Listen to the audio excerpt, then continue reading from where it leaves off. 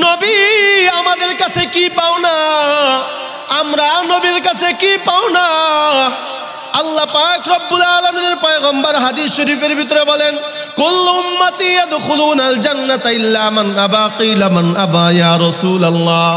ক্বালা মান আতানি দাখালাল জান্নাহ ওয়া মান আসানি ফাকাদ আবা। আল্লাহর হাবিব বলেন, সমস্ত দুনিয়ার মানুষ জান্নাতি, সবাই বলে সুবহানাল্লাহ, তবে যারা আমাকে অস্বীকার করে তারা জাহান্নামী। সাহাবা একরাম বললেন, ইয়া নবী আল্লাহ, ইয়া রাসূলুল্লাহ, কার আপনাকে অস্বীকার করে? কয়, যারা আমি নবীর তরিকা অনুসরণ করে না।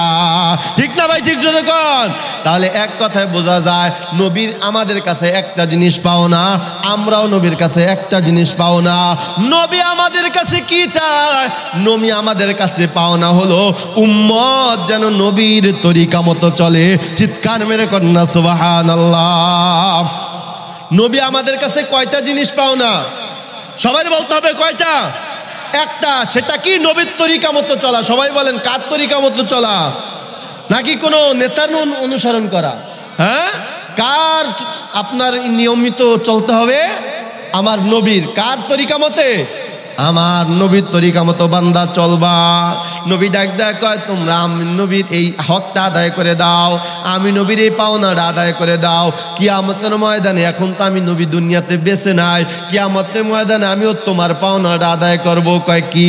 কয় তুমি আমি নবীর মানবা সুন্নত, আমি নবী তোমাকে দান করব শাফায়াত। চিৎকার মেরে কন্যা সুবহানাল্লাহ। রাসূলের শাফায়াত ছাড়া জান্নাতে যাইতে পারবে কেউ? কথা বলে না কেন? তাহলে নবীর হক, নবীর পাওনা যে আদায় করবে, নবীও তারটা আদায় করবে। ঠিক না ভাই? ঠিক যখন তাহলে এখন একটু বোঝার চেষ্টা করি, নবীর হক কিভাবে আদায় করব। আল্লাহ পাক রব্বুল আলামিন কোরআনে হাকিমের ভিতরে বলেন, মা আতাকুমুর রাসূলু ফাখুযু ওয়া মা নাহাকুম আনহু ফান্তাহু। আল্লাহ পাক রব্বুল আলামিন বলেন, আমার নবী যে আদেশ করছেন তা করো, নবী যা থেকে বিরত থাকতে বলছেন তা থেকে বিরত থাকো। সুবহানাল্লাহ। নবী যে সমস্ত জিনিসের আদেশ করছেন তা করো, আর নবী যা থেকে বিরত থাকতে বলছেন তা থেকে বিরত থাকো। এবার বলেন তো, নবী দাড়ি কাটতে বলছেন না রাখতে বলছেন? সবাই বলতে হবে। নবী আমার দাড়ি রাখতে বলছেন। টুপি মাথায় দিতে বলছেন না মাথায় টুপি ছাড়া থাকতে বলছেন? টুপি মাথায় দিতে বলছেন। এরে নবীর উম্মত, আল্লাহ পাক রব্বুল আলামিনের পয়গম্বর বলেন, আমি নবীর হক তুমি আদায় করো, আমিও তোমার হক আদায় করব। আমি নবীর পাওনা তুমি আদায় করো, আমিও তোমার পাওনা আদায় করব। দুনিয়াতে যেই মানুষ নবীর হক আদায় করবে না, দুনিয়াতে যেই মানুষ নবীর পাওনা আদায় করবে না, কপালে লিখে রাখো আল্লাহর কসম, কিয়ামতের ময়দানে আমার নবীও তার পাওনা আদায় করবে না। ঠিক না ভাই? ঠিক জোরে কোন। নবী আমার ডাকের উম্মত, আমি তোমাদের কাছে একটা জিনিস পাও না, সেটা হলো আমি আমার নবীর তরিকা মতো তোমার জিন্দেগিটা চালাও।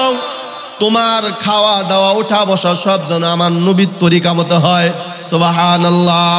তোমার চেহারাটা যেন আমার নবীর তরিকা মতো থাকে, তোমার মাথাটা যেন আমার নবীর তরিকা মতো থাকে, তোমার লিবাসের ভিতরে যেন আমার নবীর তরিকা থাকে। ঠিক না ভাই? ঠিক জোরে কয়। নবীর তরিকা কি?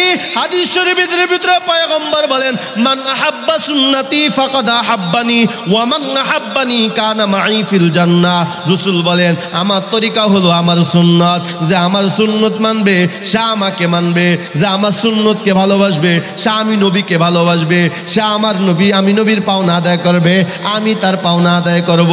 ওমান হাব্বানি কানা মাই ফিল জান্নাহ। আর যে আমি নবীর সুন্নত অনুসরণ করবে, কিয়ামতের ময়দানে আমি নবী তাকে শাফায়াত করে জান্নাতে নিয়ে যাব। চিৎকার মেরে কন্যা সুবহানাল্লাহ। এ আমার বাবা, এবার একটু বোঝার চেষ্টা করি। আল্লাহ পাক রব্বুল আলামিনের পয়গম্বর বলেন, আমি নবীর তরিকা মতো নামাজ পড়ো, আমি নবীর তরিকা মতো দাড়িটা রাখো, আমি নবীর তরিকা মতো তুমি মাথাটা তুমি চুলটা কাটো, আমি নবীর তরিকা মতো তুমি লেবাসটা পরো, আমি নবীর হক আদায় করো, আমি নবীর পাওনা আদায় করো। কিয়ামতের ময়দানে আমিও তোমার পাওনাটা আদায় করে দিব। সুবহানাল্লাহ। আল্লাহ পাক রব্বুল আলামিনের পয়গম্বর বলেন, একমাত্র নবীর হক আদায় করার মাধ্যম হলো নবীর সুন্নাত। কার সুন্নাত? সবার খুব ভালোভাবে বুঝবেন ওয়াজটা। কার সুন্নাত? নবী আমাদের কাছে কয়টা জিনিস পাও না? কয়টা? একটা জিনিস পাও না, সেটা হলো নবীর সুন্নাত। তুমি মানবা নবীর সুন্নাত, নবী তোমাকে কিয়ামতের ময়দানে করবে শাফাত। সুবহানাল্লাহ। নামাজের ভিতরে নবীর তরিকা নাই, ঘরের ভিতরে নবীর তরিকা নাই, রাষ্ট্রের ভিতরে নবীর তরিকা নাই, সমাজের ভিতরেও তরিকা নাই, তোমার ঘরের ভিতরে নবীর তরিকা নাই। কোথা থেকে বাবা শান্তি আসবে? শান্তির ঠিকানা আল্লাহ পাক রব্বুল আলামিন বলছেন, আমার নবীকে আমি আল্লাহ দুনিয়াতে পাঠাইছি রহমাতাল লিল আলামিন। যেই ঘরের ভিতরে নবীর তরিকা থাকবে, ওই ঘরের ভিতরে বরকত থাকবে, রহমত থাকবে। যেই গ্রামের ভিতরে নবীর তরিকা থাকবে, ওই গ্রামের ভিতরে খোদার রহমত থাকবে, বরকত থাকবে। যেই দেশের ভিতরে নবীর তরিকা বেশি মানুষ অনুসরণ করবে, ওই দেশের ভিতরে এবং রাষ্ট্রের ভিতরে বরকত আর রহমত দান করবেন কি? এখন চেহারার দিকে তাকাইলে মুসলমান না হিন্দু বোঝার কোনো উপায় নাই, মাথার চুলের দিকে তাকাইলে মুসলমান না হিন্দু বোঝার কোনো উপায় নাই, আখারে লেবাসের দিকে তাকাইলে মুসলমান না হিন্দু বোঝার উপায় নাই, নামের দিকে তাকাইলে হিন্দু না মুসলমান বোঝার উপায় নাই। ঠিক না ভাই? ঠিক জোরে কর। এই যুবক তোদের হাতেও ধরি পায়েও ধরি, খবরদার, আমার নবী ছাড়া কিন্তু কিয়ামতের ময়দানে কেউ শাফাত করবে না। অতএব নবীর শাফায়াত যদি তোমরা পেতে চাও, নবীর সুন্নতকে আঁকড়ে ধরো, নবীর সুন্নতকে মুহাব্বত করো, নবীর সুন্নতকে যদি ভালোবাসো, কিয়ামতের ময়দানে আমার নবী তোমাকে হাত ধরে তারপরে জান্নাতে নিয়ে যাবে। চিৎকার মেরে কর না সুবহানাল্লাহ। যে আয়াতে কারিমা তেলাওয়াত করেছি, আয়াতের ভিতরে আল্লাহ তাআলা ৬টি বিষয় বয়ান করছেন। ৩টা আদেশ, ৩টি নিষেধ। এবং মুহাদ্দিসিন ইকরাম, মুফাসসিরিন ইকরাম বলেন, এই আয়াতের সর্ব পরিপূর্ণ আলোচনা বোঝার জন্য গোটা কোরআনের তাফসির বোঝা দরকার। এত গুরুত্বপূর্ণ একটা আয়াত। তাফসিরের কিতাবের ভিতরে লেখে, আল্লাহ তাআলা গোটা কোরআনের ভিতরে যত বিধিবিধান আল্লাহ তাআলা বর্ণনা করেছেন, এই একটা আয়াতে কারিমার ভিতরে আল্লাহ তাআলা সমস্ত বিধিবিধান আল্লাহ তাআলা ঢুকিয়েছেন। সবাই বলে সুবহানাল্লাহ। এত গুরুত্বপূর্ণ একটা আয়াত। তো ৬টা বিষয় আলোচনা করা সম্ভব না, কারণ আগেই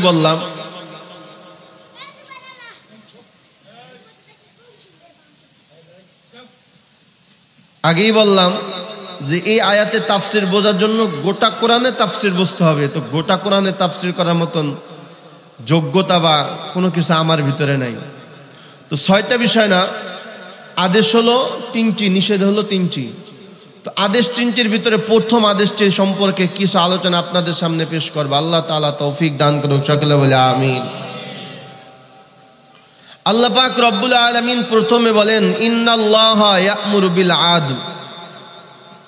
আল্লাহ বলেন, নিশ্চয়ই তোমরা ইহসান, ইনসাফ করো, ইনসাফ প্রতিষ্ঠিত করো।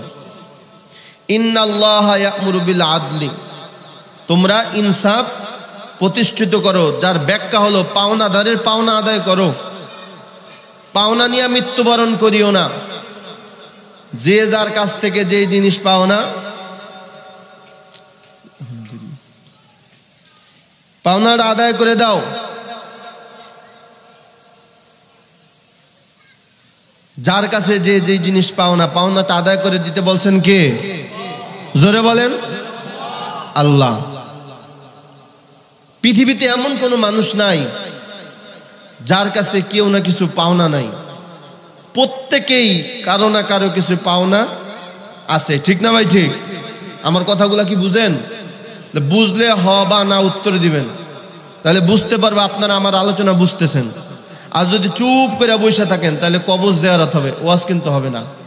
এজন্য এটা জিন্দা রাখতে রাজি আছে তো ইনশাআল্লাহ? আল্লাহ কবুল করুক, সকলে বলে আমিন। তাহলে প্রথমে আল্লাহ তাআলা বলেন ইনসাফ প্রতিষ্ঠিত করো, তার মানে পাওনাদারের পাওনা আদায় করো। ইনসাফ কেমন? আমি যদি আপনার কাছ থেকে 5টা টাকা পাই, এক সপ্তাহের কথা বলে যদি আপনার কাছ থেকে আমি 1000 টাকা হাওলাত নেই, এক সপ্তাহ পরে যদি আপনি আমারে পুরোপুরি 1 সপ্তাহ পরে ঠিক টাইমে যদি 1000 টাকা দিয়া দেন, তার মানে আপনি আমার পাওনা আদায় করে দিলেন, আপনি আমার সাথে ইনসাফ করছেন। আমার পাওনা আপনি আমার আদায় করে দিছেন, কিন্তু পান 1000, কিন্তু আপনি বলতেছেন জুলুম কইরা না না 1000 দিলে হবে না, কিছু বাড়ায় দিতে হবে। এটাকে বলা হয় জুলুম। এটাকে কি বলা হয়? জোরে বলেন। যতটুকু পাওনা তার থেকে যদি আপনি বাড়ায় দেন এটা হবে ইহসান। এটা হবে কি ভাই? ইহসান। আমি আবার বলি, খুব খেয়াল করেন। আপনি আমার কাছে 1000 টাকা পান, আমি যদি আপনাকে 1000 টাকাই দিই তাহলে এটা কি হবে? ইনসাফ হবে। কি হবে? ইনসাফ হবে, পাওনাদারের পাওনা আদায় হবে। কিন্তু আমি যদি 1000 টাকা আপনাকে হাওলাত দেওয়ার পর আপনি যদি আমার উপরে জুলুম করেন, জুলুম করে বলেন যে এতদিন রাখলেন কেন, টাকা কিছু বাড়ছে অতএব বেশি দিতে হবে, আপনি আমার উপরে কি করলেন? জুলুম করলেন। কি করলেন? জুলুম করলেন। কিন্তু আমি যদি চিন্তা করি না, গরিব মানুষ আমার 1000 টাকা দিয়ে উপকার করছে, তারে আমি মুহাব্বতের সহিত আরো কিছু বাড়ায় দিলাম, এটা আমি তার প্রতি ইহসান করলাম। কি করলাম? জোরে বলেন, কি করলাম? ইহসান করলাম। তো আল্লাহ তাআলা প্রথমে বলেন ইন্নাল্লাহা ইয়া'মুরু বিল আদল, তোমরা মানুষের প্রতি ইনসাফ করো, পাওনাদারের পাওনা আদায় করো। যদি করো 2টা লাভ। কয়টা লাভ? জোরে বলতে হবে কথা সবাই। কয়টা লাভ? 2টা লাভ। 1 নাম্বার, বিশৃঙ্খলা সৃষ্টি হবে না, মারামারি হবে না, দাঙ্গা হাঙ্গামা হবে না, বরং তো শান্তির সমাজ প্রতিষ্ঠিত করবেন কে? জোরে বলেন।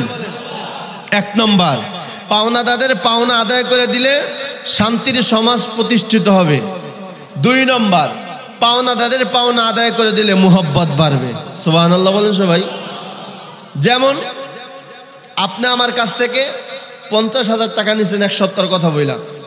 এখন আমি আপনাকে দেখলে চিপাগল্লিটা দৌড় মারি, তার মানে আপনার টাকাটা আমি দিতে চাইতেছি না। বলেন তো এর কারণে মুহাব্বত বাড়বে না শত্রুতা বাড়বে? সবাই বলেন। তাহলে আল্লাহ তাআলা বলেন প্রথম আদেশের ব্যাপারে বলেন ইন্নাল্লাহা ইয়া'মুরু বিল আদল, কেউ যদি মানুষের পাওনাদারের পাওনা আদায় করে দেয়, পৃথিবীর ভিতরে কোনো মারামারি হবে না, কোনো দাঙ্গা হাঙ্গামা হবে না, বিশৃঙ্খলা হবে না, বরং শান্তির সমাজ প্রতিষ্ঠিত করবেন কে? আল্লাহ। এজন্য ভাই পাওনাদারের পাওনা আদায় করে দেওয়া আমাদের দরকার। পাওনাদারের পাওনা আদায় করতে হবে। যদি করেন তাহলে সমাজে যেমন শান্তি আসবে আর মুহাব্বতও বাড়ায় দিবেন কে? আল্লাহ। উদাহরণস্বরূপ এই যে আমাদের বাংলাদেশে নতুনভাবে বাংলাদেশ স্বাধীন হয়েছে, ঠিক না ভাই? ঠিক। এই বৈষম্য বিরোধী আন্দোলনে যে ছাত্ররা কোটা আন্দোলন করছেন, কেন করলেন? তাদের কিছু পাওনা ছিল। পাওনা ছিল না? কোটা আন্দোলনে যদি আমাদের শেখ হাসিনা যদি বলতো ঠিক আছে তোমরা যে আন্দোলন করতেছো এটার ব্যাপারে সঠিক একটা সিদ্ধান্ত নেওয়া হবে, তাহলে কিন্তু এত দূর গড়াইতো না, ঠিক না ভাই? ঠিক। যেহেতু পাওনাদারের পাওনা আদায় করে নাই, সব উলটপালট হয়ে গেছে, ঠিক না ভাই? ঠিক। তাহলে বোঝা গেল আপনার গ্রামের ভিতরে, আপনার সমাজের ভিতরে, আপনার রাষ্ট্রের ভিতরে আপনি যার কাছে যতটুকু পাওনাটা যদি আদায় করে দেন, সমাজের ভিতরে, গ্রামের ভিতরে, রাষ্ট্রের ভিতরে কখনো মারামারি হবে? জোরে বলেন, হবে? এজন্য পাওনাদারের পাওনা আল্লাহ তাআলা আদায় করতে বলছেন। এই একটা হুকুম যদি কেউ মানে, গোটা পৃথিবীর ভিতরে শান্তি নাজিল করবেন কে? আল্লাহ। 1 নম্বরে মারামারি বন্ধ হবে, হানাহানি বন্ধ হবে। 2 নম্বরে মুহাব্বত বাড়বে। সুবহানাল্লাহ। কেমন ভাবে? আমি যদি আপনার ঠিক মতন টাকাটা 50,000 যেই কয়দিনের কথা বইলা নিছে ওই টাইমে যদি দিয়া দেই, পরবর্তীতে যদি আমি আপনার কাছে 1 লাখ চাই, দিবেন কি দিবেন না? বলবেন যে না, সে ঠিক মতো আমার পাওনাটা আদায় করে দিছে, ঠিক না ভাই? ঠিক। এজন্য আল্লাহ তাআলা বলেন তোমরা ইনসাফ প্রতিষ্ঠিত করো সমাজের ভিতরে, পাওনাদারের পাওনা আদায় করো। এখন কার কাছে কার কি পাওনা এটা যদি জানা না থাকে আদায় করতে পারবো? কথা বলতে হবে সবাই, পারবো? পারবো না। এজন্য আল্লাহ পাক রব্বুল আলামিন বলেন শোনো, প্রত্যেকের কাছে পাওনা আছে। এই পৃথিবীর ভিতরে যত মানুষ পাওনাদার আছে সবার প্রথম পাওনাদার হলেন আল্লাহ। সবাই বলি সুবহানাল্লাহ। সবার প্রথম পাওনাদার কে? আমি আগেই বললাম, আমার আলোচনা মনোযোগ সহকারে বুঝবেন, কানচুক করবেন না, মনোযোগ সহকারে বুঝবেন। আমি আগেই বললাম পাওনাদারের পাওনা আদায় করলে শান্তির সমাজ হবে, মুহাব্বত বাড়বে। আর পৃথিবীর ভিতরে সবার প্রথম পাওনাদার কে? সবার কাছে 1 নম্বরে পাওনাদার কে? আল্লাহ 1 নম্বরের পাওনাদার। আমি একটা লিস্টি দেই, খুব খেয়াল করেন কার কাছে কার কি পাওনা। প্রত্যেকের কাছে পাওনা। যেমন সর্বপ্রথম পাওনাদার হলেন আল্লাহ।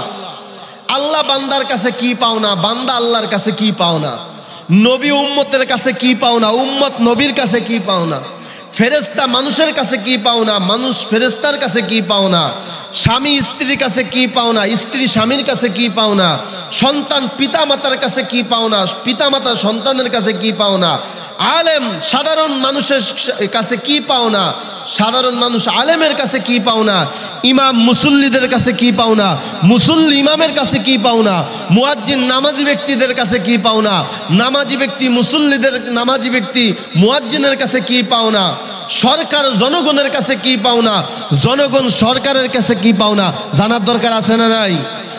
যদি আপনি জানতে পারেন পাওনা আদায় করে দিবেন, শান্তি সমাজ প্রতিষ্ঠিত করবেন কে? এজন্য সব বিষয় আজকে এই জন্য বললাম যে আয়াতের তাফসির বোঝার জন্য গোটা কোরআনের তাফসির বোঝা দরকার। এত গুরুত্বপূর্ণ একটা আয়াত। আমি হয়তো পারে দুইটার সম্পর্কে আলোচনা করতে পারবো। তাহলে সর্বপ্রথম পাওনাদার কে? সবার জোরে বলতে হবে কে? আল্লাহ তাআলা সর্বপ্রথম আপনার আমার কাছে পাওনাদার। তো এখন একটু বোঝার চেষ্টা করি আল্লাহ আমাদের কাছে কি পাবে আর আমরা আল্লাহর কাছে কি পাবো। শুনতে রাজি আছি? এক নম্বর, আল্লাহ তাআলা বলেন, বান্দা আমি তোমার কাছে দুইটা জিনিস পাও না। কয়টা? কয়টা? দুইটা। আল্লাহ আমাদের কাছে কয়টা জিনিস পান? দুইটা। আর আমরাও আল্লাহর কাছে দুইটা জিনিস পাই। সুবহানাল্লাহ। বান্দা যদি আল্লাহর পাওনা আদায় করে, আল্লাহও বান্দার পাওনা আদায় করে দিবে। সুবহানাল্লাহ। এক নম্বর, আল্লাহ বলেন, হে বান্দা আমি তোমার কাছে দুইটা জিনিস পাও না। এক নম্বর হলো তুমি আমি আল্লাহর, একমাত্র আমি আল্লাহরই ইবাদত করবা। সুবহানাল্লাহ বলবেন না? এক নম্বরে পাওনাদার কে? এক নম্বরে কি পাওনা? ইবাদত করা। কার ইবাদত? কার ইবাদত? আল্লাহর ইবাদত। খুব মনোযোগ সহকারে আমার আলোচনাগুলো বুঝবেন। এক নম্বরে পাওনাদার হলেন আল্লাহ, আর এক নম্বরে পান হলো ইবাদত। দুই নম্বর আল্লাহ তাআলার পাওনা হলো বান্দা শিরিক করা যাবে না। কি করা যাবে না? ইবাদতের মধ্যে কি করা যাবে না? শিরিক করা যাবে না। আর আমরা আল্লাহর কাছে কি পাই? এক নম্বর আমরা আল্লাহর কাছে যে জিনিস পাও না সেটা হলো আল্লাহর দয়া মায়া ভালোবাসা। সুবহানাল্লাহ। আরো জোরে বলি সুবহানাল্লাহ। এক নম্বরে আমরা আল্লাহর কাছে কি পাবো? আল্লাহর দয়া মায়া ভালোবাসা। দুই নম্বর শান্তির ঠিকানা জান্নাত। সুবহানাল্লাহ। এজন্য আমি আগেই বললাম আল্লাহর পাওনা আপনি আদায় করেন, আল্লাহ আপনার পাওনা আদায় করবে। আপনি আল্লাহর পাওনা যতক্ষণ পর্যন্ত আদায় করতে না পারবেন, আল্লাহ আপনার পাওনা আদায় করবে না। তাহলে আল্লাহর পাওনা হলো ইবাদত করা। কিভাবে ইবাদত করবে? এই আয়াতের ব্যাখ্যায় কিতাবের ভিতরে হাদিস আনছেন, আল্লাহর হাবিব সাল্লাল্লাহু আলাইহি ওয়া আলিহি ওয়াসাল্লাম মসজিদে নববীর ভিতরে বসা। হঠাৎ এক আল্লাহর বান্দি মসজিদে নববীর সামনে আসলেন। আয়েশা আল্লাহর হাবিব সাল্লাল্লাহু আলাইহি ওয়াসাল্লামকে প্রশ্ন করলেন। আল্লাহ পাক রব্বুল আলামিনের পয়গম্বরকে ডাক দিলেন, ইয়া রাসূলুল্লাহ, ইয়া হাবিবাল্লাহ, ওগো আল্লাহর নবী, আপনার কাছে আমি একটা জিনিস জানতে চাই। ইয়া নবী আল্লাহ, ইয়া রাসূলুল্লাহ, নবী গো আমি আপনার কাছে একটা জিনিস জানতে চাই, সেটা হলো আপনি বলেন দুনিয়াতে পিতা মাতা সন্তানকে যেই পরিমাণ মোহাব্বত করে ভালোবাসে, পিতা মাতা সন্তানকে যেই পরিমাণ মোহাব্বত করে ভালোবাসে, আল্লাহ তার বান্দাকে কি পরিমাণ ভালোবাসেন? নবীকে যখন প্রশ্ন করলেন, আল্লাহর হাবিব ডাক দেয়া কয়, রে আল্লাহর বান্দে শোনো, আল্লাহ তাআলা বলেন তার সন্তান, পিতা মাতা সন্তানকে যেই পরিমাণ মোহাব্বত করে আর ভালোবাসে, তার থেকে 1 গুণ আর 2 গুণ না, বরঞ্চ হাজার হাজার বেশি গুণ আল্লাহ তার বান্দাকে ভালোবাসে। এবার ওই মহিলা আবার ডাক দেয়, ইয়া রাসূলুল্লাহ, ইয়া হাবিবাল্লাহ, আপনার কথা যদি সত্য হয়, আপনি বলছেন মা বাবা চাইতে নাকি আল্লাহ বেশি ভালোবাসে। কয় কেমন বেশি ভালোবাসে? আল্লাহর ভালোবাসা হলো 100 ভাগ। কত ভাগ? সবাই জোরে বলেন কত ভাগ? 100 ভাগ আল্লাহর ভালোবাসা। 1 ভাগ সারা পৃথিবীর মানুষ আল্লাহ তাআলা বন্টন করে দিছেন। 1 ভাগ ভালোবাসা সারা পৃথিবীর আল্লাহ তাআলা বন্টন করে দিছেন। দুনিয়াতে এখন যারা আছে তাদেরকে না, বরং যারা চলে গেছে তাদেরকেও দেওয়া হয়েছে। এখন যারা আছে তাদেরকেও দেওয়া হয়েছে। সামনে যারা আসবে তাদেরকেও 1 ভাগ ভালোবাসা দেওয়া হবে। সুবহানাল্লাহ। তাহলে 99 ভাগ ভালোবাসা কার কাছে আছে? জোরে বলেন। এই ভালোবাসার ভিতরে মহিলাদেরকে আল্লাহ তাআলা একটু ভালোবাসা বেশি দিয়েছেন। এই কারণেই সন্তান যখন বিদেশে থাইকা যখন বিপদে পড়ে, পৃথিবীর সবাই খবর পাওয়ার আগে আগে খবর পায় কে? আরো জোরে বলেন কে? দুনিয়ার কেউ আগে খবর পায় না। সন্তান যদি বিদেশে গিয়া বিপদে পড়ে সবার প্রথম খবর পায় হলো মা। কারণ কি? আল্লাহ তাআলা মহিলাদেরকে একটু ভালোবাসা বেশি দিয়েছেন। সবাই বলে সুবহানাল্লাহ। এবার নবী ডাক শোনো, আল্লাহ তাআলার কাছে 99 ভাগ ভালোবাসা, 1 ভাগ সারা পৃথিবীর আল্লাহ তাআলা দান করে দিয়েছেন। 99 ভাগ ভালোবাসা তার কাছে আছে। তার মানে আল্লাহর কাছে ভালোবাসা বেশি না কম? আরো জোরে বলেন বেশি না কম? এবার আল্লাহর বান্দা আবার ডাক দেখে, ইয়া নবী আল্লাহ, ইয়া রাসূলুল্লাহ, নবী গো আপনি আমারে তাহলে এবার বলেন, আমি আপনার আরেকটা প্রশ্ন করি। নবী আপনি আমার একটু বলবেন, কোন মা জ্ঞান শূন্য, জ্ঞান থাকা অবস্থায়, সুস্থ মস্তিষ্কের অবস্থা থাকা অবস্থায় যাইনা শুইনা বুঝা তার সুসন্তানকে, তার বাধ্যগত সন্তানকে কি কখনো জাহান্নামে ফালাইতে পারে, আগুনে ফালাইতে পারে? ও নবী আমার, আপনি বলবেন মা কি যাইনা শুইনা বুঝা তার সন্তানকে কোনোদিন আগুনে ফালাইতে পারে, কোনোদিন বিপদে ফালাইতে পারে? নবী আমার ডাক না না, কখনোই সম্ভব না। কারণ কি? কয়েক কারণ হলো, পিতা মাতা সন্তানকে বেশি মোহাব্বত করে। আল্লাহ পাক রব্বুল আলামিন বলেন এত পরিমাণে মোহাব্বত করে সন্তানকে, পিতা মাতা এত পরিমাণে মোহাব্বত করে, এই কারণে সন্তানকে আগুনে ফালাইতে পারে না, বিপদে ফালাইতে পারে না। ও নবী আমি আপনার কাছে জানতে চাই, আল্লাহ তাআলা তো সামান্য ভালোবাসা মা এবং বাবারে দিছে। ওই সামান্য ভালোবাসা পাইয়া মা বাবা যদি সন্তানকে আগুনে ফালাইতে না পারে, সন্তানকে যদি বিপদের ভিতরে ফালাইতে না পারে, নবী আমি জানতে চাই যে আল্লাহর কাছে 99 ভাগ ভালোবাসা, ওই আল্লাহ কেমনে তার বান্দাকে জাহান্নামের ভিতরে ফালাবে? কথা ঠিক না ভাই? ঠিক জোরে কন। কঠিন প্রশ্ন। মা বাবার আল্লাহ তাআলা ভালোবাসা দিয়েছেন অল্প, যেই ভালোবাসা পাওয়ার কারণে মা বাপ সন্তানরে বিপদে ফালাইতে পারে না। ঠিক না ভাই? ঠিক। মা বাবা সন্তানরে আগুনে ফালাইতে পারে না, মা বাবা সন্তানরে বিপদে ফালাইতে পারে না। কিন্তু নবী আমি আপনার কাছে জানতে চাই, আল্লাহর কাছে তো হাজার হাজার গুণ ভালোবাসা বেশি, তাহলে আল্লাহ কেন তার বান্দাকে জাহান্নামে কিভাবে ফালাবে? সবাই বলে সুবহানাল্লাহ। প্রশ্নটা শোনার পর আল্লাহর হাবিব পেরেশান হয়ে গেলেন। পেরেশান হওয়ার পর সাথে সাথে মাওলার কদমে সেজদায় পড়লেন। সুবহানাল্লাহ। কিছুক্ষণ সেজদা দিয়া মাথা উঠাইলেন। মাথা উঠানোর পর ডাক দিয়া বলতেছেন, এরে আল্লাহর বান্দি শোনো, তোমার কথা সত্য। কেউ যদি তার বাধ্যগত সন্তান হয়, বাধ্যগত সন্তানের বিপদ আপদ দেখলে মা যেমন সহ্য করতে পারে না, ঠিক থাকতে পারে না, এ পিতা মাতা সন্তানের বিপদ দেখলে যেমন ঠিক থাকতে পারে না, পিতা মাতা যাই না শুই না কখন তার সুসন্তান বাধ্যগত সন্তানকে বিপদে ফালায় না।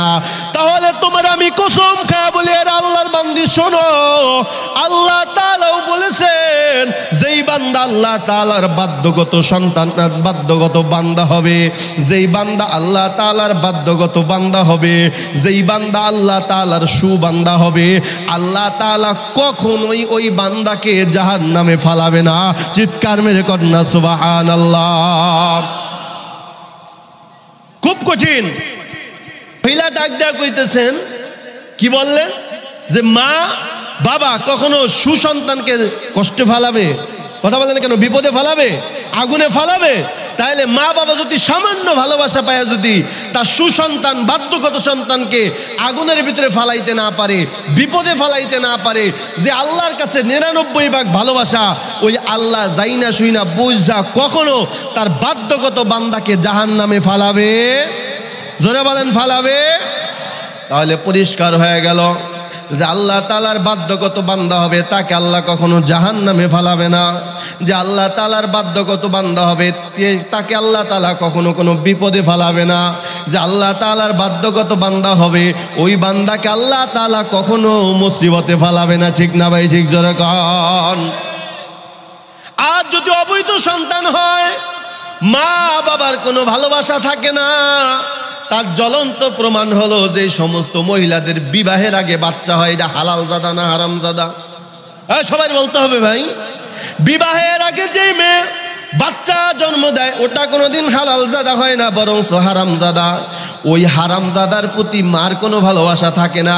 এই কারণে আমার সোনার বাংলায় অগণিত অসংখ্য ঘটনা পাওয়া যায়। ডাস্টবিনে কোলের শিশু পাওয়া যায়। ঠিক না ভাই? ঠিক জোরে কন। ডাস্টবিনে কোলের শিশু পাওয়া যায়, আপনার রাস্তাঘাটে কোলের শিশু পাওয়া যায়। কারণ অবৈধ সন্তানের প্রতি কখনো মা বাবার ভালোবাসা থাকতে পারে না। ঠিক না ভাই? ঠিক জোরে কন। আল্লাহ তাআলা বলেন বান্দা যে আমার অবৈধ বান্দা হবে তার প্রতি আমার ভালোবাসা থাকবে না। আর যে আমি আল্লাহর বাধ্যগত বান্দা হবে আমি আল্লাহ কখনো আমার বান্দাকে বিপদে ফালাবো না। চিৎকার মেরে কন্যা সুবহানাল্লাহ। এ আমার বাজান, তাহলে নবী ডাক দিয়ে বললেন কে আল্লাহর বান্দা? দুনিয়ার সমস্ত মানুষে আল্লাহর বান্দা। খ্রিস্টানও আল্লাহর বান্দা, হিন্দু আল্লাহর বান্দা, বৌদ্ধ আল্লাহর বান্দা, নামদারি মুনাফিক মার্কা মুসলমানও কার বান্দা? সবাই জোরে বলেন। কিন্তু সবাই কিন্তু বাধ্যগত বান্দা না। ঠিক না ভাই? ঠিক জোরে কন। এজন্য আল্লাহর হাবিব বললেন যদি বাধ্যগত বান্দা হও আল্লাহ তাআলা কখনো তোমাকে জাহান্নামে ফালাবে না। সুবহানাল্লাহ। কয় বান্দাকে? কয় ইবাদত করে যে। সবাই বলে সুবহানাল্লাহ। এই বলেন বান্দাকে ইবাদত করে যে, ইবাদত করে যে সেই হলো কি? এখন আপনি নামাজ পড়বেন না, আপনি রোজা রাখবেন না, আপনি মিথ্যা বলবেন, আপনি অন্যের হক নষ্ট করবেন, আপনি অন্যের ক্ষেত্রে আইল নষ্ট করবেন, মানুষের উপরে জুলুম করবেন, বলেন আপনি আল্লাহর বাধ্যগত বান্দা না অবাধ্যগত বান্দা? জোরে বলেন সবাই। তাহলে আমি পরিষ্কার করে দিলাম বাবা যে আল্লাহ তাআলার অবাধ্যগত বান্দা হবে আল্লাহ তাআলা তাকেই জাহান্নামে ফেলাবে, তাকে আল্লাহ তাআলা কষ্টে রাখবে, তাকে আল্লাহ তাআলা আযাব গজব দিবে। যে আল্লাহ তাআলার বাধ্যগত বান্দা হবে আল্লাহ তাআলা কখনোই তার বান্দাকে জাহান্নামে ফেলাবে না। চিৎকার মেরে কন্যা সুবহানাল্লাহ। দুনিয়ার সামান্য ভালোবাসা পেয়ে মা বাবা যদি সন্তানকে বিপদে দেখতে না পারে, আখারে সন্তানকে বিপদে ফেলাইতে না পারে, যে আল্লাহর কাছে 99 ভাগ ভালোবাসা, ওই আল্লাহ তার বান্দাকে কখনো বিপদে ফেলাতে পারে না। ঠিক না ভাই? ঠিক জোরে কর। তাহলে পরিষ্কার একটা সবক নেন, আল্লাহ তাআলা আমাদের কাছে কয়টা জিনিস পাও না? জোরে বলেন কয়টা? 1 নম্বর হলো কার ইবাদত করা? আল্লাহর ইবাদত করা। বান্দা যদি আল্লাহর ইবাদত করো তাহলেই তুমি আল্লাহ তাআলার বাধ্যগত বান্দা হবা। ও দুনিয়ার মুসলমান, কত মানুষ আইসা আমাদের কাছে কান্নাকাটি করে, হুজুর ঘরের ভিতরে বিপদ আর বিপদ, আমি স্ত্রী সুস্থ হওয়ার আগে আগে আমার স্ত্রী অসুস্থ হয়ে যায়, আমার স্ত্রী সুস্থ হতে না হতে আবার আমার সন্তানগুলো অসুস্থ হয়ে যায়। হুজুর একটার পর একটা বিপদ লেগে আছে, কারণ কি তুমি আল্লাহ তাআলার বাধ্যগত বান্দা হতে পারো নাই। যদি বাধ্যগত বান্দা হও সমস্ত বিপদের জন্য সাহায্য করবেন কে? এজন্য আল্লাহ তাআলা বলেন বান্দা আমি আল্লাহর পাওনা আদায় করে দাও। 1 নম্বরে ইবাদত করবা। আমি আল্লাহর একমাত্র তোমার কাছে পাওনা 1 নম্বর হলো ইবাদত করবা। জোরে কোন কার ইবাদত? আল্লাহ তাআলার ইবাদত করবা। আল্লাহ তাআলা বলছেন বান্দা নামাজ পড়ো, বান্দা নামাজ পড়ে না। আল্লাহ তাআলা বলছেন বান্দা মিথ্যা বলো না, বান্দা মিথ্যা বলে। আল্লাহ তাআলা বলছেন সুদ ঘুষ খায়ও না, বান্দা পুরা দমে সুদ ঘুষ ভক্ষণ করতেছে। আল্লাহ তাআলা বলেন আমি আল্লাহর বান্দার নাম দিয়া তারপরে যদি আমি আল্লাহর হুকুম অমান্য করো তুমি আমার বাধ্যগত বান্দা না বরং অবাধ্যগত বান্দা। তুমি বিপদে পড়লো আমি আল্লাহ তোমার দিকে তাকাই না। ঠিক না ভাই? ঠিক জোরে কর। আজ আল্লাহর বান্দা আল্লাহ আল্লাহ নামাজ পড়তে বলছে, বান্দা দুনিয়ার সব কাজের আগে আগে আল্লাহর হুকুম নামাজের জন্য তৈয়ার হয়ে যায়। আল্লাহ তাআলা বলছেন বান্দা মিথ্যা বলা যাবে না, বান্দা মিথ্যা বলে না। আল্লাহ তাআলা বলছেন বান্দা গীবত করা যাবে না, বান্দা গীবত করে না। আল্লাহ তাআলা বলছেন পর্দা করো, বান্দা পর্দা করে, বান্দি পর্দা করে। আল্লাহ তাআলা বলছেন মানুষের নামে গীবত করা যাবে না, বান্দা গীবত করে না। আল্লাহ তাআলা বলছেন সুদ ঘুষ খাওয়া যাবে না, বান্দা খায় না। এইভাবে যদি আল্লাহ তাআলা যতগুলো হুকুম করার জন্য, আদেশ করার জন্য বলছেন তা যদি বান্দা করতে পারো, যা থেকে নিষেধ করতে বলছেন তা যদি নিষেধ করতে পারো, তাহলে তুমি হবে প্রকৃত আল্লাহর বান্দা। আর আল্লাহ কখনো তোমারে যাই না শুই না কখনো জাহান্নামে ফালাবে না, আর বিপদেও ফালাবে না। চিৎকার মেরে কন্যা সুবহানাল্লাহ। এজন্য আমি আগেই বললাম পাওনাদারের পাওনা আদায় করতে বলছেন কে? আর সর্বপ্রথম পাওনাদার কে? আল্লাহ আমাদের কাছে কয়টা জিনিস পাওনা? দুইটা জিনিস পাওনা। এক নম্বর ইবাদত করা। এক নম্বর কি? মুখস্থ থাকবে তো ভাই। এক নম্বর কি করা? ইবাদত করা। দুই নম্বর হলো ইবাদতের ভিতরে শরীক করা যাবে। শিরকের বয়ান অনেক লম্বা, সংক্ষেপে বলি, যেই কাজ করার ক্ষমতা একমাত্র আল্লাহ তাআলা রাখেন, ওই কাজের সমকক্ষ অন্য কাউকে করার নামই হলো শিরিক করা। ঠিক না ভাই? ঠিক জোরে কন। গায়েবের মালিক কে? জোরে বলেন। এখন কেউ যদি আমার পীর বাবায় গায়েব জানে, আমার খাজা বাবায় গায়েব জানে, সাথে সাথে শিরিক হয়ে যাবে। কি হয়ে যাবে? জোরে কন। সাথে সাথে শিরিক হয়ে যাবে। সন্তান দেওয়ার মালিক কে? নাকি কোনো পীর, কোনো খাজা বাবা, গাজা বাবা? না না, আল্লাহ তাআলা যেই সমস্ত জিনিস দেওয়ার ক্ষমতা রাখেন, ওই সমস্ত ক্ষমতার অধিকারী কাউকে মনে করার নামেই হলো শিরিক। আল্লাহ তাআলা বলেন আমি আমার তোমাদের কাছে দুইটা জিনিস পাও না। এক নম্বরে আমি আল্লাহর ইবাদত করবা, দুই নম্বরে ইবাদতের মধ্যে কাউকে শরীক করবা না। আমি আল্লাহর পাওনা আদায় করবা বান্দা, আমি আল্লাহর সাথে সাথে তোমার পাওনা আদায় করব। চিৎকার মেরে কন্যা সুবহানাল্লাহ। এই দুইটা জিনিস পাওনা আল্লাহর আদায় করে দিতে রাজি আছি তো ইনশাআল্লাহ?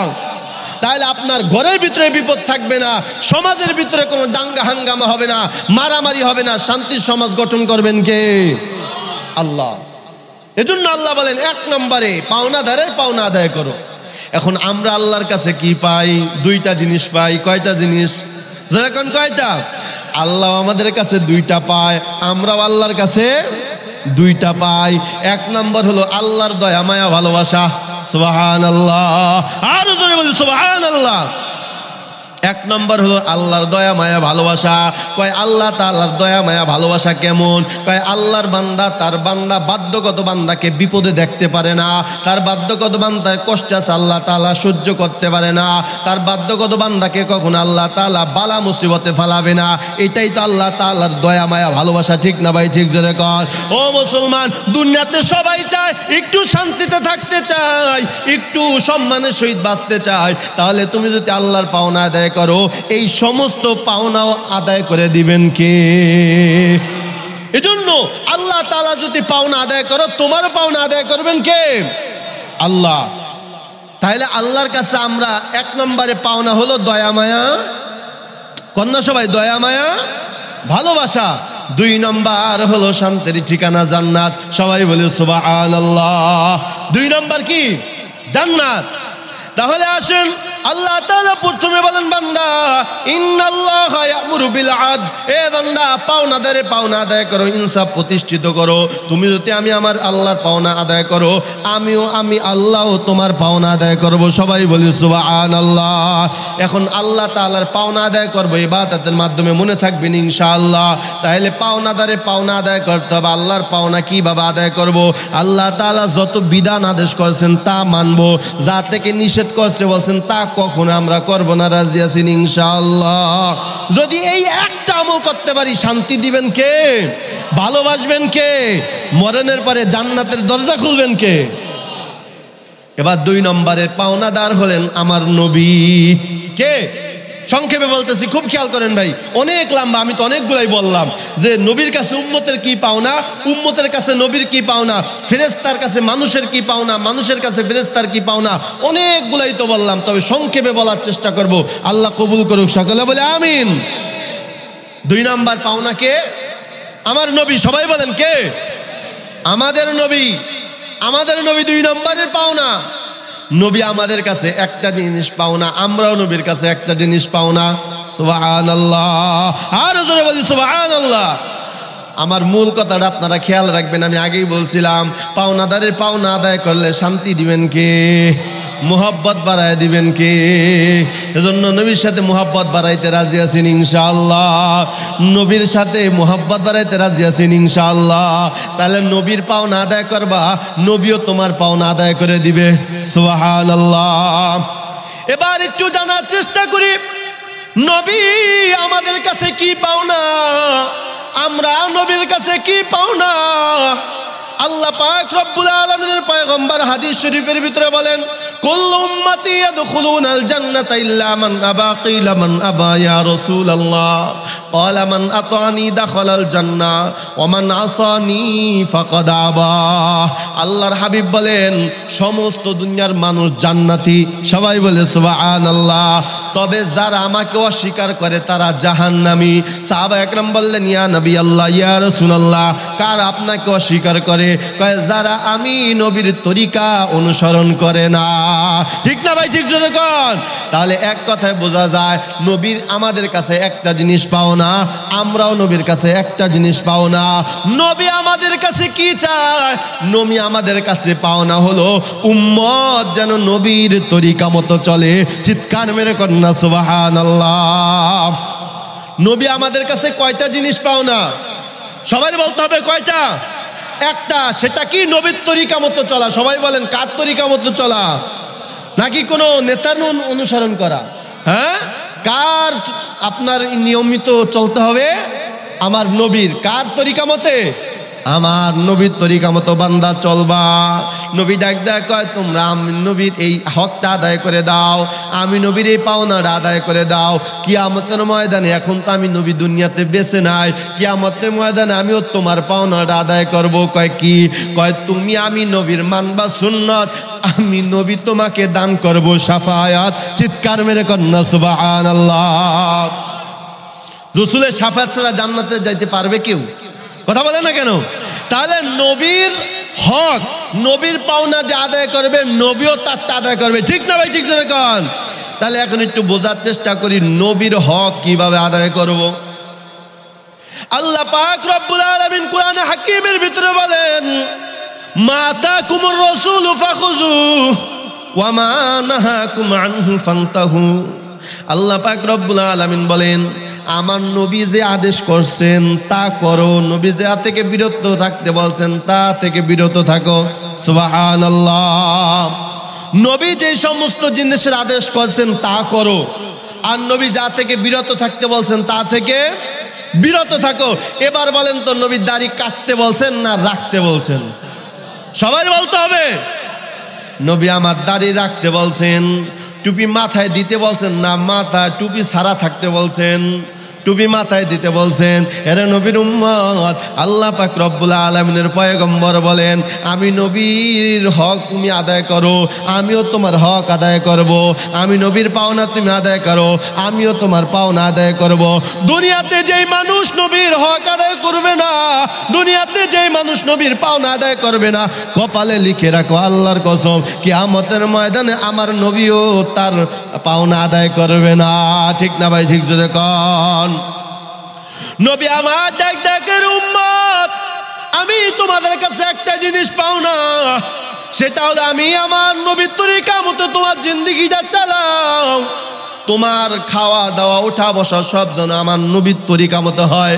সুবহানাল্লাহ। তোমার চেহারাটা যেন আমার নবীর তরিকা মতো থাকে, তোমার মাথাটা যেন আমার নবীর তরিকা মতো থাকে, তোমার লিবাসের ভিতরে যেন আমার নবীর তরিকা থাকে। ঠিক না ভাই? ঠিক জোরে কয় নবীর তরিকা কি? হাদিস শরীফের ভিতরে পয়গম্বর বলেন, মান আহাব্বা সুন্নতি ফাকাদ আহাব্বানি ওয়া মান আহাব্বানি কানা মাই ফিল জান্নাহ। রাসূল বলেন, আমার তরিকা হলো আমার সুন্নাত, যে আমার সুন্নত মানবে সে আমাকে মানবে, যে আমার সুন্নতকে ভালোবাসবে সে আমি নবীকে ভালোবাসবে, সে আমার নবী আমি নবীর পাওনা আদায় করবে, আমি তার পাওনা আদায় করব। ওমান হাব্বানি কানা মাই ফিল জান্নাহ, আর যে আমি নবীর সুন্নতের অনুসরণ করবে কিয়ামতের ময়দানে আমি নবী তাকে শাফায়াত করে জান্নাতে নিয়ে যাব। চিৎকার মেরে কন্যা সুবহানাল্লাহ। এ আমার বাবা, এবার একটু বোঝার চেষ্টা করি।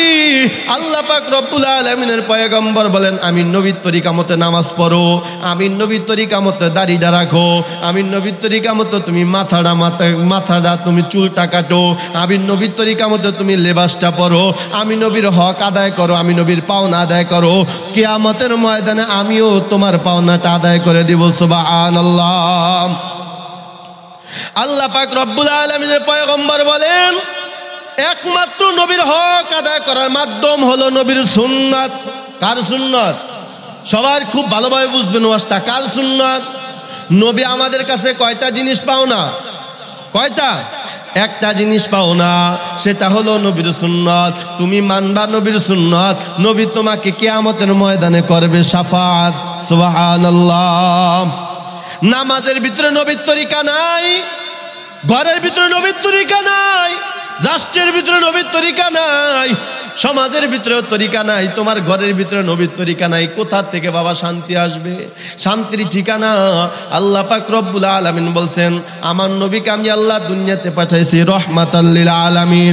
যেই ঘরের ভিতরে নবীর তরিকা থাকবে ওই ঘরের ভিতরে বরকত থাকবে, রহমত থাকবে। যেই গ্রামের ভিতরে নবীর তরিকা থাকবে ওই গ্রামের ভিতরে খোদার রহমত থাকবে, বরকত থাকবে। যেই দেশের ভিতরে নবীর তরিকা বেশি মানুষ অনুসরণ করবে ওই দেশের ভিতরে এবং রাষ্ট্রের ভিতরে বরকত আর রহমত দান করবেন কি?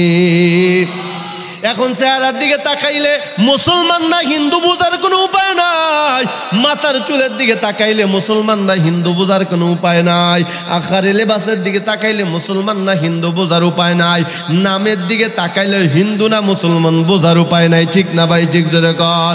এ যুবক তোদের হাতেও ধরি পায়েও ধরি, খবরদার, আমার নবী ছাড়া কিন্তু কিয়ামতের ময়দানে কেউ শাফায়াত করবে না। অতএব নবীর শাফায়াত যদি তোমরা পেতে চাও নবীর সুন্নত কাকড়ায় ধরো, নবীর সুন্নতকে মুহাব্বত করো, নবীর সুন্নতকে যদি ভালোবাসো কিয়ামতের ময়দানে আমার নবী তোমাকে হাত ধরে তারপরে জান্নাতে নিয়ে যাবে। চিৎকার মেরে কন্যা সুবহানাল্লাহ। জিকির করি লা ইলাহা, জোরে লা ইলাহা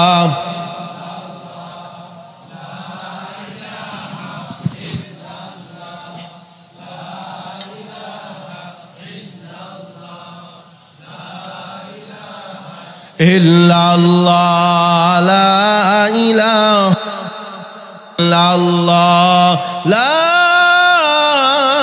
ইলাহা ইল্লাল্লাহু মুহাম্মাদুর রাসূলুল্লাহ। সকলে বলি সাল্লাল্লাহু আলাইহি ওয়াসাল্লাম। তাহলে নবীর তরিকা মতো যদি আমরা জিন্দেগি কায়েম করি, নিয়ম নীতি অনুযায়ী যদি জীবনটাকে পরিচালনা করি, তাহলে হক আদায় করা হবে কার? জোরে বলেন কার? নবীর। এজন্য কিতাবের ভিতরে লেখে মানুষের জিন্দেগি হলো দুইটা। কয়টা? একটা হইল সাংসারিক জিন্দেগি আর একটা হইলো আমলি জিন্দেগি। একটা সাংসারিক জিন্দেগি আর একটা আমলের জিন্দেগি। দেখেন নবীর তরিকা মতে কেউ যদি চলে, সংসারেও যদি কাজ করে, সংসারেও বরকত দিবেন কে? আবার আমলের ভিতরে যদি নবীর তরিকা চলে, বরকত দিবেন কে? সাংসারিক কাজ হলো ঘুমানো, খাওয়া দাওয়া, প্রস্রাব পায়খানা করে, এগুলো হলো সাংসারিক কাজ। এই কাজটার ভিতরে যদি নবীর তরিকা থাকে বরকত বাড়ায় দিবেন কে? এজন্য আল্লাহর হাবিব বলেন আমার পাওনাটা আদায় করে দাও। কেমন ভাবে আদায় করবা? দাড়িটা লম্বা করো। সুবহানাল্লাহ বলেন সবাই। দাড়িটা লম্বা করো, মাথায় সব সময় টুপিটা রাখো। এ তোমার দাইমি সুন্নত অনুযায়ী তুমি চলতে থাকো, নবীর সুন্নত তরিকায় তুমি চলো, তোমাকেও জান্নাতি বানায় দিবেন কে? আর যদি নবীর তরিকা বাদ দিয়া আপনি খ্রিস্টানদের অনুসরণ করে, হিন্দুদের যদি অনুসরণ করেন, কপালে লিখে রাখেন আপনার শাফায়াত হবে। জোরে বলেন নবীর শাফায়াত আপনার নসিব হবে। তাহলে 2 নম্বরে পাওনাদার কে? নবী। কে? জোরে বলেন সবাই। নবী হলেন 2 নম্বরে পাওনাদার। তাই নবী আমাদের কাছে কি পাওনা? নবীর তরিকা। ভাই কি? সবাই বলেন নবীর তরিকা মানে নবীর সুন্নত। যে নবীর সুন্নতকে মানবে সে নবীর পাওনা আদায় করবে, আর যে নবীর পাওনা আদায় করবে তারও পাওনা আদায় করে দিবেন কে? আমার নবী। ঠিক না ভাই? ঠিক। আর নবী কিভাবে আপনার আমার পাওনা আদায় করবে? নবী শাফাআতের মাধ্যমে আমাদের পাওনা আদায় করবে। সবাই বলি সুবহানাল্লাহ। তাহলে বলতেছিলাম ধারাবাহিকভাবে এক নম্বরে পাওনাদার হলেন আল্লাহ। আল্লাহ আমাদের কাছে কি চায়? কয় দুইটা জিনিস পাওনা। এক নম্বর ইবাদত, দুই নম্বর ইবাদতের মধ্যে শরীক করা যাবে না। আমরা আল্লাহর কাছে দুইটা জিনিস পাই। এক নম্বর আল্লাহর দয়া মায়া ভালোবাসা, দুই নম্বর হলো শান্তির ঠিকানা জান্নাত। সুবহানাল্লাহ। আর নবীর কাছে আমরা একটা জিনিস পাও না, আর নবীও আমাদের কাছে একটা জিনিস পাও না। নবী চান আমরা যেন নবীর সুন্নত তরিকা অনুযায়ী জিন্দেগিটা কায়েম করি। যদি করতে পারি নবী আমাদের পাওনা আদায় করে দিবেন। কয় সেটা কি? কয় নবী কিয়ামতের ময়দানে আমাদেরকে শাফায়াত করে নবী আল্লাহর জান্নাতের ভিতরে নিয়ে যাইবেন। চিৎকার মেরে কর না সুবহানাল্লাহ। সংক্ষেপে বলতেছি, তিন নম্বরে পাওনাদার হলেন ফেরেশতারা। কারা? সবাই জোরে বলেন। ফেরেশতারা তিন নম্বরে পাওনাদার। এখন ফেরেশতারা আমাদের কাছে কি পাওনা, আমরা ফেরেশতার কাছে কি পাওনা জানতে রাজি আছিনি? আমি আগেই বললাম, যদি পাওনাদারে পাওনা আদায় করে দেন শান্তির সমাজ গঠন করবেন কি? আবার মুহাব্বত বাড়ায় দিবেন কি? শান্তি সমাজ গঠন করার জন্য এক নম্বরে আপনার সবক হলো পাওনাদারে পাওনা আদায় করে দেওয়া। তাহলে তিন নম্বর হলেন পাওনাদার হলেন ফেরেশতারা। সবাই বলে সুবহানাল্লাহ। ফেরেশতারা বান্দার কাছে কি পায়? বান্দা ফেরেশতার কাছে কি পায়? এক নম্বর ফেরেশতারা বান্দাদের কাছে কি পায়, আর ফেরেশতারা বান্দার কাছে কি পায়? ফেরেশতারা বান্দা আপনার আমার কাছে একটা জিনিস পাও না, সেটা হলো আমরা যখন কখনো কোনোভাবেই যেন ফেরেশতারে কষ্ট না দেই। সবাই বলে সুবহানাল্লাহ। কথা বুঝে আসছে? তিন নম্বরে পাওনাদার কে? হ্যাঁ সবাই জোরে বলেন কে? ফেরেশতা। তাহলে ফেরেশতারা আমাদের কাছে তিন নম্বরে কি পাও না, সেটা হলো আমরা যেন কখনো ফেরেশতারে কষ্ট, হ্যাঁ জোরে বলেন কষ্ট। এখন প্রশ্ন হবে, হুজুর ফেরেশতাকে আমরা কিভাবে কষ্ট দেই? ফেরেশতাদেরকে তো দেখা যায় না। কোনোদিন তো জিবরাইল রে দেখলাম না, কোনোদিন তো মিকাইল রে দেখলাম না, আজরাইল রে দেখলাম না। হাজার হাজার ফেরেশতাদেরকে আমরা কিভাবে কষ্ট দেই? শুনতে রাজি আছি? আমরা ফেরেশতার কাছে কি পাই? ফেরেশতারা তো আমাদের কাছে পায়। ফেরেশতারা যেন আমরা কখনো কোনোভাবে কষ্ট না দেই। দুই নম্বর হলো আমরা ফেরেশতার কাছে কি পাই? সেটা হলো আমরা ফেরেশতার কাছে পাই ফেরেশতারা যেন আমাদের জন্য দোয়া করে। সবাই বলে সুবহানাল্লাহ। ফেরেশতারা দোয়া করলে ডাইরেক্ট দোয়া কবুল করবেন কে? তাহলে ফেরেশতারা কিভাবে বান্দা কষ্ট দেয়? দুইটা পদ্ধতি আছে। কয়েকটা পদ্ধতি, দুইটা পদ্ধতি বলবো।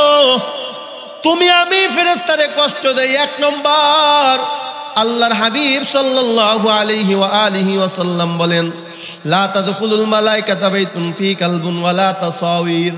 যেই ঘরের ভিতরে জীব জন্তুর ছবি থাকে ওই ঘরের ভিতরে রহমতের ফেরেশতা প্রবেশ করে না। কথা ঠিক কি না জোরে কর? যেই ঘরে জীব জন্তুর ছবি থাকে ওই ঘরে রহমতের ফেরেশতা প্রবেশ করে। আপনি মুহতামিম সাহেবরে নিয়ে গেছেন, হুজুর একটু দোয়া করেন আমার ঘরে শান্তি নাই। আপনি মুহতামিম সাহেবরে নিয়ে গেছেন, হুজুর আমার ঘরে শান্তি নাই, একটু দোয়া করেন, আমার মেয়েটা অসুস্থ, বিবিটা অসুস্থ। ও বাবা, তুমি তো 5 ওয়াক্ত নামাজি, কিন্তু তোমার ঘরের ভিতর যে রহমত নিয়ে আসবে, বরকত নিয়ে আসবে, দরজা তো তুমি বন্ধ করে দিছো। তোমার ঘরের ভিতরে কুকুরের ছবি, তোমার ঘরের ভিতরে জীবের ছবি, তোমার ঘরের ভিতরে পুতুল আছে, তোমার ঘরের ভিতরে তোমার নিজের ছবি আছে, তোমার বাবার ছবি আছে, তোমার দাদার ছবি আছে, তোমার চাচার ছবি আছে। এই সমস্ত ছবি যেই ঘরের ভিতরে থাকবে, তুমি তো আল্লাহর কাছে দোয়া করো, আল্লাহ আমার ঘরের ভিতরে শান্তি দাও। আল্লাহকে শান্তি তো নিয়া বরকত নিয়া ফেরেশতারা যায়, দরজা পর্যন্ত যায়, ভিতরে ঢুকতে পারে না। ঠিক না ভাই? ঠিক জোরে কন। তাহলে ফেরেশতারা কষ্ট পায় কেন? ঘরের ভিতরে জীব জানোয়ারের ছবি থাকলে ওই ঘরে ফেরেশতারা প্রবেশ করতে পারে। ঠিক না ভাই? ঠিক জোরে কন। তাহলে যেই ঘরের ভিতরে জীব জন্তুর ছবি থাকবে ওই ঘরে রহমতের ফেরেশতা প্রবেশ করবে। ঠিক না ভাই? ঠিক। হাদিসের ভিতরে আছে, হযরত জিবরাইল আমিন আলাইহিস সালাতু ওয়াস সালাম একবার নবীর ঘরের পাশে এসে দাঁড়ায় আছেন। নবীর ঘরে ঢোকার অনুমতি চাইতেছেন। নবী ডাক ডাকায়, ভাই জিবরাইল এতদিন তো অনুমতি চান নাই, এখন কেন অনুমতি চান? হাদিসের ভিতরে আছে আল্লাহর হাবিব যখন এই প্রশ্ন করছেন, নবী যখন প্রশ্ন করলেন জিবরাইল আমিন ডাক ডাকায়, ইয়া নবী আল্লাহ, ইয়া রাসূলুল্লাহ, আপনার ঘরের ভিতরে আমি বরকত নিয়ে ঢুকতে পারতেছি না, আমার খুব কষ্ট হয়। কয় কেন? কয় গতকালকে আপনি হাটে গেছিলেন, হাটের থেকে একটা চাদর আনছেন, চাদর, ওই চাদরের ভিতরে কুকুরের ছবি আছে, ওই চাদরের ভিতরে কাঠন আছে, এই কারণে আমি নবী, আমি জিবরাইল আপনার ঘরে রহমত নিয়ে প্রবেশ করতে পারি না। এরা নবীর উম্মতের দল, যে নবীর ঘরে যদি একটা ছবির কারণে ফেরেশতারা যদি আপনার রহমত নিয়ে ঘরে প্রবেশ করতে না পারে, তাহলে বিবেকবান মানুষ জবাব দাও, তোমার ঘরে কি পারবেনি? কথা বলে না কেন ভাই? তাহলে ফেরেশতারা কষ্ট দেওয়ার এক নম্বর মাধ্যম হলো ঘরের ভিতরে জীব জানোয়ারের ছবি রাখা, ঠিক না ভাই? ঠিক জোরে কর। তাহলে জীব জানোয়ার ছবি ঘরে রাখা যাবে? সবাই বলে না কেন রাখা যাবে? যদি রাখেন আপনার ঘরে রহমতের ফেরেশতা প্রবেশ করবে। এখন একজনে পণ্ডিতি করে কইব, হুজুর দরকার নাই আমার ঘরে রহমতের ফেরেশতা প্রবেশ করার। বাজান আমি একটা হাদিস বুখারী থেকে শুনাইতেছি, খুব মনোযোগ সহকারে শুনেন। রহমতের ফেরেশতা কতটা আপনার আমার জন্য প্রয়োজন। যেই ঘরের ভিতরে রহমতের ফেরেশতারা নাই, ওই ঘরের ভিতরে কোনো শান্তি নাই।